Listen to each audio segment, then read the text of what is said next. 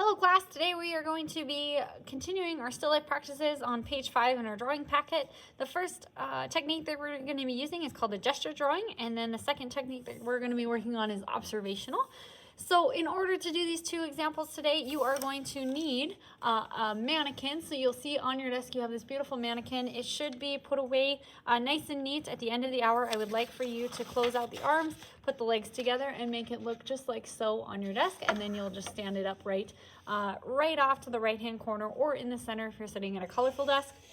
And then I just want to share with you, you'll also need your drawing pencil packet kit because we'll need that for our observational drawing later. So let's get talking about this gesture drawing. And before I even let you start grabbing your mannequin, okay, so if you have your mannequin in your arms right now, I want you to put it back down on the table. And I want to share with you a little story about this broken mannequin. This is what I don't want to have happen to our mannequins. So they are a little bit, I guess, delicate. So you'll notice they have little wires or springs in them. So if you start to feel it tension, you can kind of hear it maybe even in the video. Right? That means that we need to either go back the other direction or to loosen the tension before you start doing that. If you don't, and you could potentially break them, and that would mean that you would then get to replace it. So please make sure that you take care of these mannequins so that they don't get damaged or ruined, and they are a little bit expensive, so we want to be able to use them for what they're used for and not necessarily to damage them. So that's my little thoughts with taking care of our mannequins. So I have my other one just off to the side here. This is how it should look at the end of the hour, just nice and put together. So for our gesture drawing, the first one on our worksheet here, we're going to do it 3 separate times. And what we're going to do for our first drawing is that we're just going to get a very quick drawing to get a fast sketch of the object. So right here it says gesture drawing means that we're drawing quick lines to get a fast sketch of our object. And we're only going to do this first drawing for 15 seconds.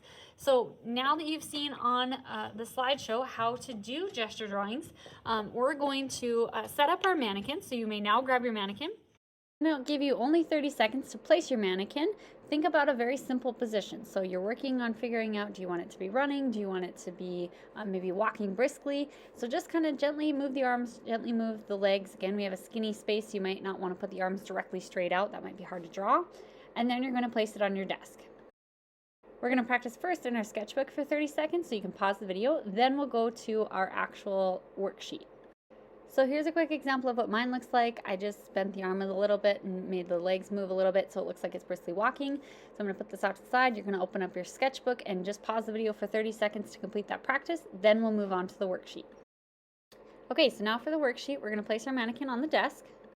Okay, so for this first section, I actually just want you guys to watch this first 15-second drawing. So I'm going to go for 15 seconds, and I'm going to focus on just trying to get the head, the body, the base, the legs, the arms, as much as I possibly can in 15 seconds. So I'm going to set my timer now. You guys, again, are just going to watch, and then you can pause the video to do your 15 seconds on your own time. So here we go, starting in 3, 2, 1, go. So I'm getting my head, I'm getting my neck, there's my body, okay? There's the base piece, here's the legs, kind of going that way, this way, there's the foot. Okay, here's this leg, there's that knee, the other leg, there's that foot. Okay, here's the arm, and there we go. Okay, so I actually missed my last arm, but I can get the idea that that is a human being, okay? Now that you have your 15-second drawing done, it's time to move on to our drawing number 2. So we're just slowly building up to our last drawing. So this is going to be a 30-second drawing. So for this one, you can follow right along with me, and I'm just leaving my mannequin exactly how I have it placed, and I'm starting my 30-second timer here. I'll scooch in just a little bit so you guys can see a little bit closer. And I'm starting in 3, 2, 1, go. Okay, so again, just kind of trying to get that head and the neck. There's the body, it kind of juts out here. Okay, there's kind of the midsection. Okay, there's that leg kind of snuck in here. Okay, there's the knee joint. Okay, there's that foot. Okay, I'm slowing down just a little bit, but not much, right? I'm still kind of moving ahead. Okay, you got that arm. There's the elbow. There's that hand. Okay, here's this one kind of coming around. There's the elbow joint coming forward. Okay, and then there's my paddle hand. All right, so with this one, I was able to get all of my arm pieces, and again, it still kind of looks like a human being, and it does generally look like my model. Okay, so now I'm on to my last one. Okay, again, these are supposed to be quick sketch-like. So I'm gonna go for a minute, and I'm gonna try really hard to try and keep some of those proportions, just kind of fixing it up just a little bit. So I have 1 minute on my clock. Again, you can do this right along with me. So for this gesture drawing, I'm starting in 3, 2, 1, go. So, and I like to start with the head. You can start with whatever one you want. Getting the neck in there. Okay, here's my body. And kind of really looking at my object, trying to understand it a little bit better. Okay, there's that. Okay, here's the leg. There's kind of that leg joint there. There's the knee. Okay, there's the rest of the leg, and there's the foot. Okay, and then I've got this other leg that's actually a little bit more hidden than I originally was placing it. Okay, so your eyes should constantly be moving back and forth between the two pieces, your mannequin and your drawing. Okay, there's that one. There's kind of that paddle hand. Okay, this elbow is right there. There's kind of this extra forearm. Got about 15 seconds left.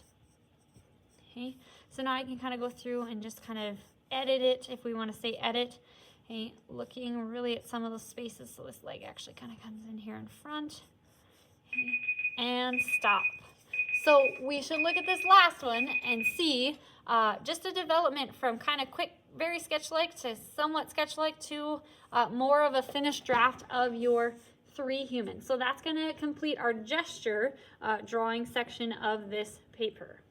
Okay, so for the rest of the hour, we're going to work on observational drawing. And observational drawing means that you're going to draw exactly what the image shows or what you see. And I actually took it a step further and I added a grid. Okay, and we can talk about the grid method here as well, so that this will just help us draw a little bit more accurately. So when we go to draw and we draw with observation, you're actually going to start with your 4H pencil.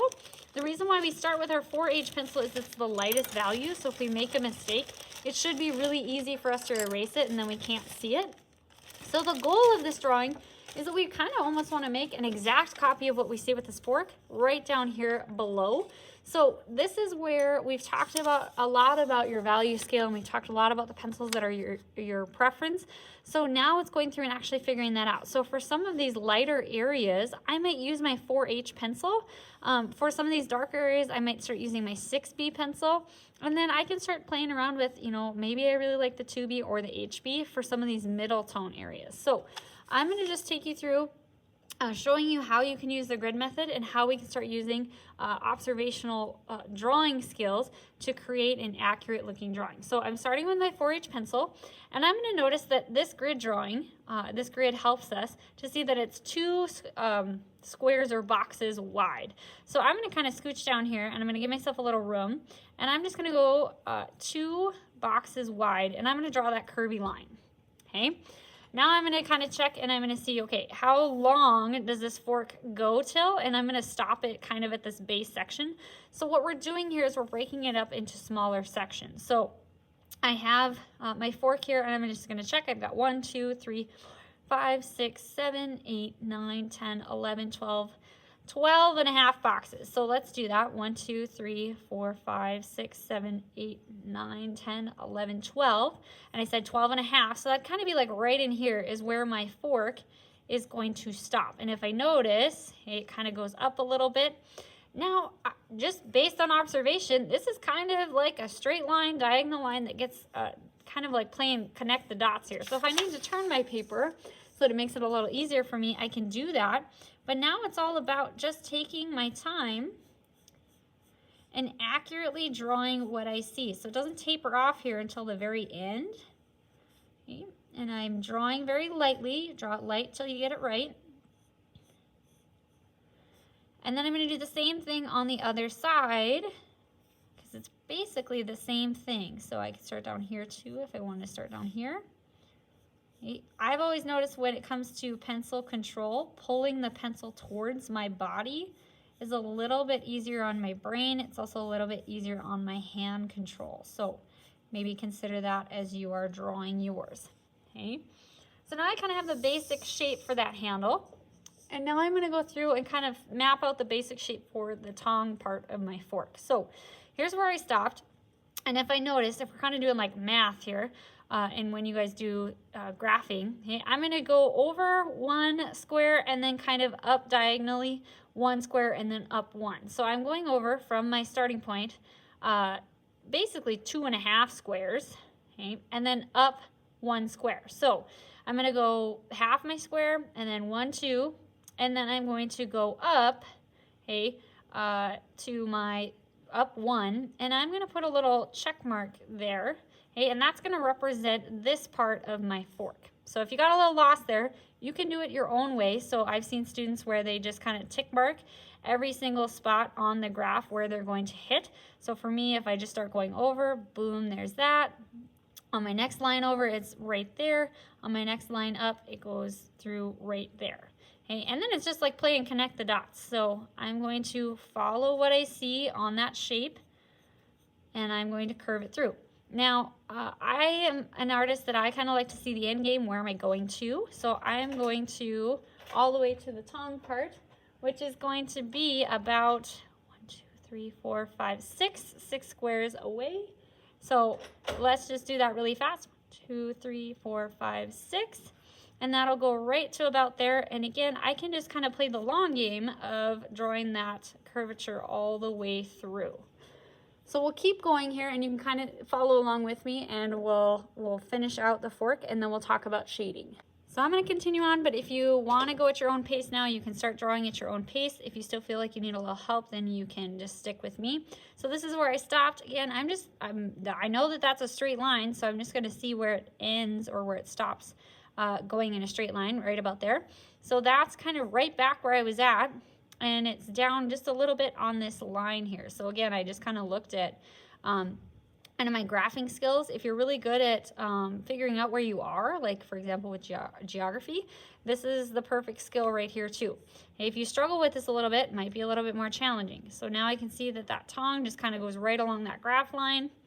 Okay, it scoots down just a little bit. Okay, and then that's this point. And then it's going to go all the way out to just about that graph line, okay, and just above it.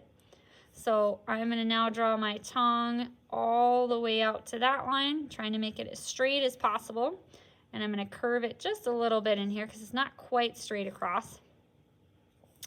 And I'm going to just kind of repeat that. So I'm going to see where I ended, which is, I know that with a fork, those tongues all kind of stop at the same point. So I should be right in line here.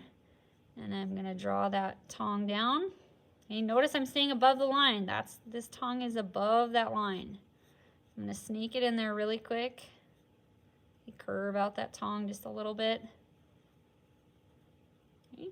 I'm going to scoot down just a little bit, so just below that grid line. That's my next stopping point. So I'm going to draw my little curvy line.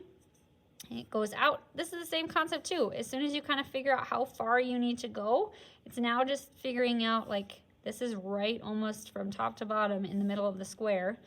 So we're working on our proportion skill and our observation skills here. Okay, where am I stopping or where am I going to? Which is right above the grid here. If this method doesn't work for you, you don't have to draw it this way, but I am checking to see. It should line up. I should see an exact copy. So I highly recommend doing this grid method because otherwise I think you're really going to maybe struggle with getting it 100% accurate. Okay, so now I stop right at that grid line there. It goes all the way out, but it's just below the grid line. So I'm going to draw that little dot there, and then I'm going to connect the line. Okay, again, if it's easier for you to turn your paper, turn your paper. Make it work for you. Okay. My last one, if I want to look at it, continue to look at it this way, okay, if I look at this section of the fork that I was looking at beforehand, it's essentially 2 full squares and then like what I would think of as a full 2.5. So here's kind of a quarter, 1, 2, and then another quarter makes a half. So that's where I'm going to pull my line down to. Okay. If I keep following my line, the other reason why I would use the tick marks is it gives you like a stop and a go point. So this is where I stopped. Now I can go from there, and I'm going 1 square over into the corner. I'm going 1 square up over into the corner. and then I'm going to scoop up and over into my handle section. So I'm going to repeat that line that I see and scoop it in. So now I have a basic outline contour drawing of my fork. So now it's time to start adding some of the shading. If I'm ready to, I could add in this dark shadow line. So let's start talking about shading. Okay, those are darker, so I can make them a little bit darker. I still have to add these 2 lines going up the fork, so maybe I want to map those out next. And I'm going to slide it over here just because I know I'm better at drawing a vertical line. So when I look at this one on the left, okay, this one is just above that grid line, okay, and it's just kind of touching that grid line. And then it goes all the way down to the end of my fork. So I know that that's a straight line. So I just need to do that. If you want to use a ruler at this point, you can, but I would say it might look more natural if you just draw it.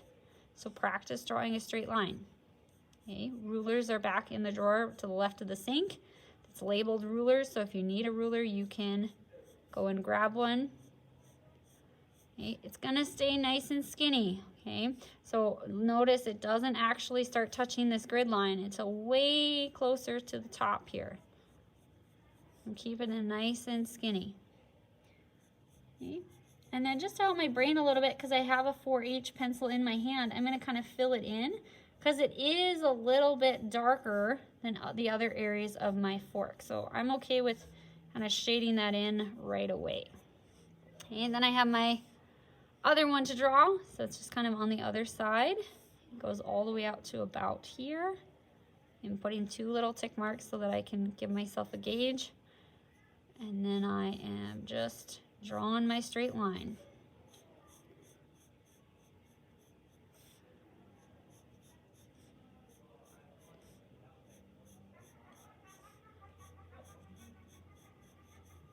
And filling it in. Just a little bit shaded. Okay. Now we can really start diving deep into some of these areas. So you can choose how you want to work as an artist. I like to work from kind of my middle tones and then into my lighter areas, and then I like to go back with one final layer to shade in the darkest parts. So when I look at my values here, it might help to look at your little cheat sheet or to even go back and look at your original value scale. Okay, so mine is right here, and you can see which values kind of match up the best. So when I'm looking at mine, I'm going to just kind of gently fold it here. Okay, my 6B is going to work really nicely for these dark areas. My HB is probably going to work, maybe even my 2B for some of these darker areas still. And then my 4H that I've already used might be able to fill in some of these lighter values. So I'm going to work with my HB pencil, and I'm going to start adding in some shading here. So it is dark actually on the outer edge of my fork. So I'm going to do that first. And I'm not creating an outline because it actually lightens up right about in here. And then I'm going to start kind of just adding in a little bit of shading. Okay, remember I want to keep this line still noticeable, so I might have to darken it up just a little bit. And this is the process where you have to be patient. Okay, you got to really look and you really got to see what's happening on the image. So I'm going to kind of start filling this in here a little bit. If you're not good with shading this way, I'm going to show you another little tool that I have that can help you with this process. Okay. So I'm just very lightly pressing with my HB pencil here. So let's show you a tool here that you can use. So this tool is called a blending stump. Okay, it looks like so, and it's basically just compressed rolled paper. The trick here is that we don't want to be pushing so hard straight up and down to squish the blending stump, because what will happen then is you won't have a very nice crisp tip edge to get into some of those detail areas. And then you're also going to need some sandpaper. So on your desk you'll find these 2 things that you can use. So with this, now what I can do is I can get into some of these areas and actually blend them out. And the idea here is that I want to work in those circular motions and just gently press. If you press too hard, you're going to get some really big streaky sections. So So I'm just kind of lightly adding that value. And then the other nice way that you can use this, if you feel like you're really bad at like just filling in values, you can actually take your whatever value pencil. So for me, it was my HB, and I can scratch it out here on my sandpaper. I can pick up a little bit from my blending stump, maybe test it out on that sandpaper a little bit. And now I can use it. I would work in the dark areas first so you know how dark it's gonna be. And then you can use your blending stump as the tool to actually help you fill in and shade your values. So this is just another way that you can use it. And that can also be an effective way to kind of color, if you want to call it that, or shade in your project. Okay. Again, don't lose some of those nice details. So I'm going to come back in here and kind of put those lines back in before they fade away. So this is what you're doing for the remainder of the hour. I'm going to just kind of speed up this video so you can see the end process for me. But it's a lot of going back and forth between lights and darks and working with your pencils, the ones that you prefer, in order to complete your observational drawing. Okay? You may get started if you haven't started yet, and we'll come back to you here in just a little bit.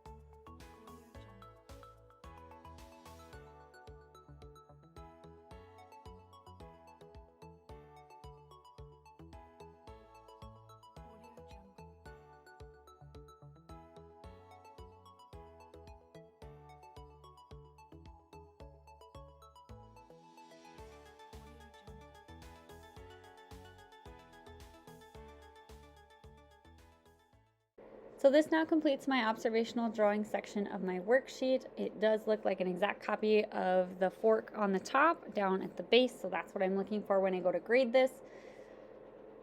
It is now time to clean up. So in order to clean up, we want to make sure that this is going to stay in your art bin, so make sure your name is on it. Again, you're going to keep it in your art bin. And then for your mannequin, you're gonna just get it nice and straight. So put the arms down, put the legs down, and you're gonna leave it. Actually, I want you to leave it flat on your desk next to your pencil bag. You also have this blending stump and sandpaper. I would like for you to return that back to me, and then I will pass it out for my next class so we don't have a bunch of graphite particles everywhere.